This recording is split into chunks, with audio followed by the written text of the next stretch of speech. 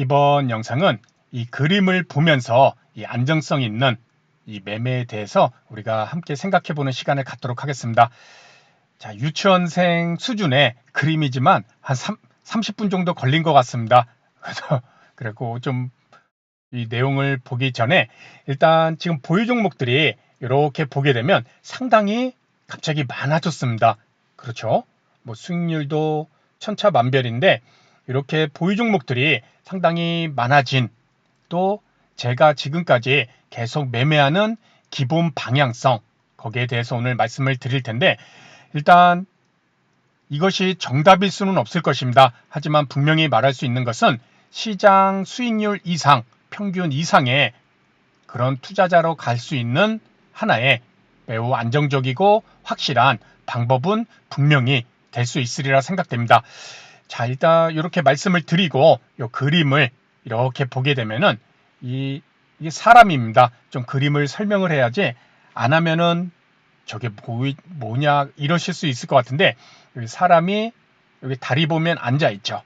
그리고 요게 이제 물입니다. 물이고, 요게 이렇게 이 사람이 뭐 하고 있죠? 그렇죠.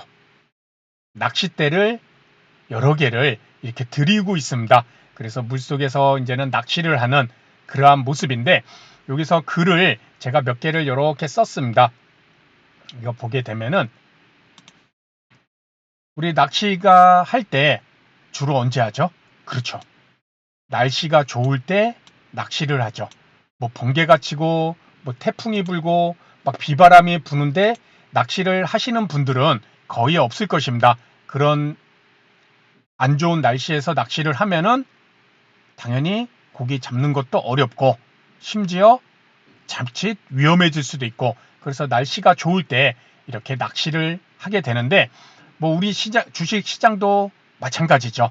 시장이 좋을 때, 시장이 안 좋을 때, 이런 것이 극명하게 좀 나타나잖아요. 그렇죠? 그날 하루하루도 달라지고, 그래서 시장이 좋다는 것은 어느 정도 며칠간 상승 흐름이 계속 이어질 수 있을 것이다, 뭐 이런 분위기가 나타나고, 그날 흐름을 보면은 우리가 어느 정도는 이것이 장기적으로 상승은 아니더라도 단기적으로 반등, 기술적 반등이더라도 주가가 오를 수 있겠구나, 이랬을 때는 저도 이렇게 보유 종목 수를 상당히 늘리면서 이 날씨, 시장이 좋을 때를 선택을 하고 있고, 그리고 이 낚싯대가 상당히 여러 개죠.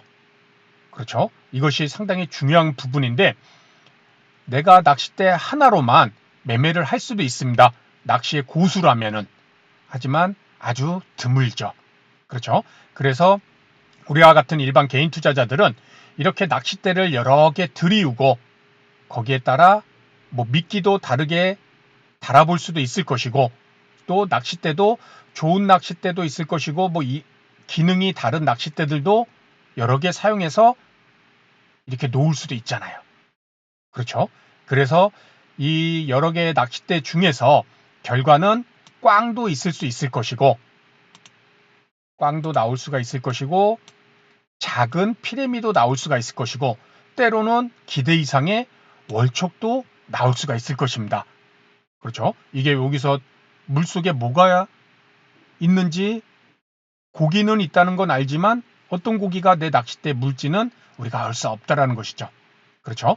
그래서 이렇게 여러 개의 낚싯대를 들이운다는 것은 우리가 주식시장에서 종목을, 여러 종목, 그것은 하나의 종목을 얘기하는 것뿐만 아니라 섹터적인 부분, 뭐 반도체다, 조선주다, 방산주다, 뭐 엔터테인먼트 관련주다, 피부 미용 관련주다, 제약 바이오 관련주다, 자동차 관련주다, 건설주다, 이런 식으로 그 섹터를 달리하고 그 섹터에 속한 최종 종목들도 다르게 우리가 매수를 이렇게 해줄 필요가 있다라는 것입니다.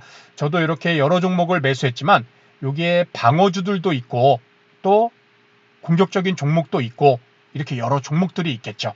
그 중에서 이제는 상승이 나오는 종목, 강하게 치고 나가면 그 종목이 바로 우리가 말하는 월척이 될 수가 있고, 또 이 여러 종목들 중 지금 마이너스인 종목들도 있는데, 그러한 종목을 마이너스인 채 매도를 하게 된다면 꽝일 수도 있고 오히려 미끼만 손실을 볼 수가 있다는 것이죠.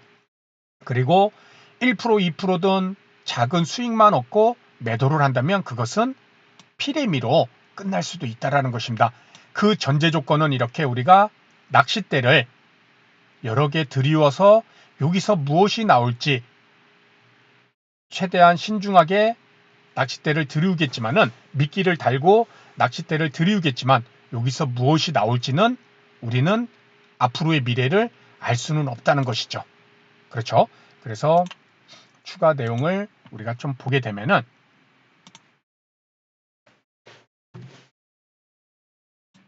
이렇게 조금 더 우리가 한번 생각을 해보면은 낚시를 하면서 이렇게 어떤 자리, 그렇죠? 이 사람이 앉아있는 낚시하는 자리가 어떤 자리인지, 그리고 또 어떤 미끼를 쓸 것인지,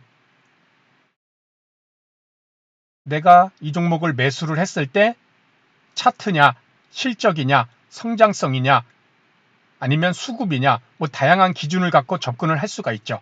그래서 어떤 미끼를 쓸 것인지, 또 어떤 낚싯대가 내가 최종 매수하는 그런 차트적인 기법도 여러 가지가 있을 수 있을 것이고, 그렇죠? 그러한 것들, 어떤 낚싯대가 좋은지도 확인하면 확인하고 좋은 곳으로 계속 낚시를 하면 좋을 것입니다.